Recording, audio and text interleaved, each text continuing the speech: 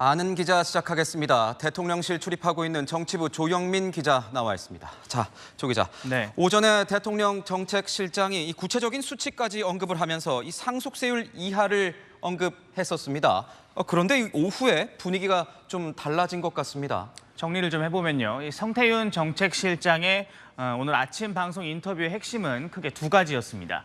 상속세 최대 30%까지 일단 인하하는 것이 필요하지 않나, 또 종합부동산세 폐지를 포함한 개편, 이렇게 두 가지를 상당히 명시적으로 말한 겁니다. 대통령의 정책 수장이 구체적 수치까지 언급하니 대통령실 공식 입장이라고 받아들여졌는데 약 8시간 뒤 이런 입장문이 다시 나옵니다. 종부세 사실상 폐지, 또 최고세율 인하 여러 검토하는 안 중 하나다.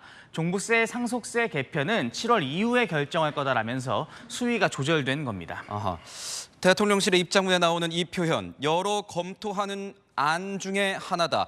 이 말은 곧 아직은 결정되기 없다, 뭐 이런 말과 똑같지 않겠습니까? 네. 도대체 무슨 일이 있었던 겁니까?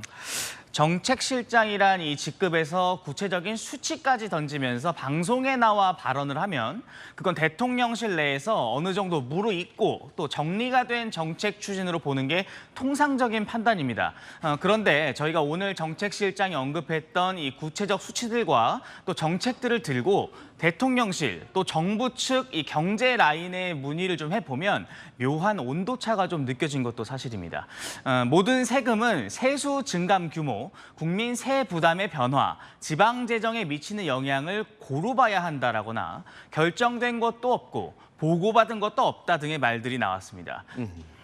그래서 이게 또 정책 혼선 아니냐, 뭐 이런 이야기가 나오는 것 아니겠습니까? 맞습니다. 내부적으로는 정책실장이 언급한 이 세제 개편의 방향성에는 큰 틀의 공감대가 있는 게 사실입니다. 다만 이 상속세 30% 등 구체적인 수치들에 있어서 이 경제 라인 내부에서 이견이 있는 것 같다는 이야기도 나옵니다. 이미 윤석열 정부 내에서 세수 감소에 대한 지적들이 이어져 왔었죠. 지난 4월까지 나라 살림살이 적자가 64조 원을 기록해 역대 최고 수준인데 세수가 줄어드는 게 정부 입장에선 고민이기도 한 겁니다. 부자 감세 논란도 돌파해야 하고요. 정부 일각에선 특히 종부세의 경우 지방 재정과 직결된 부분인 만큼 구체적인 세율 수치를 언급할 정도로 논의가 무르익지는 않았다고 본 것도 사실입니다. 이 때문에 내부에서는 교수 출신의 정책실장, 또 기재부 중심의 이 관료 출신 경제 라인 사이에 묘한 긴장감이 그대로 노출됐다는 이야기를 하는 사람들도 있었습니다. 당장 뭐 정책 혼선이라는 비판이 나오고 있는 것 같은데 대통령실 안에서는 이에 대한 뭐 입장 같은 게 있습니까? 이 대통령실 이 정책 혼선으로 비춰지는 것을 경계하면서 선을 긋는 분위기였습니다. 대통령실 고위 관계자는 정책 혼선이라는 지적에 선을 그으면서 입법 사안도 있는 만큼 너무 앞서 나갈 수 있는 부분에 대해서 명확히 좀 정리를 한 것일 뿐 혼선으로 보는 것은 좀 과하다, 이렇게 반박을 했습니다.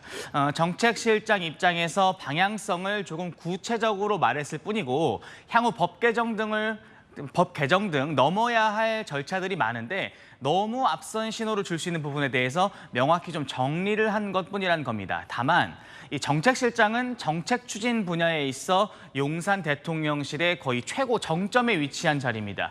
정책실장의 발언이 몇 시간 만에 제동이 걸리는 모습이 국민들에게 어떻게 비춰질지 대통령실 스스로 좀 유념해야 할 부분이 아닌가 싶습니다.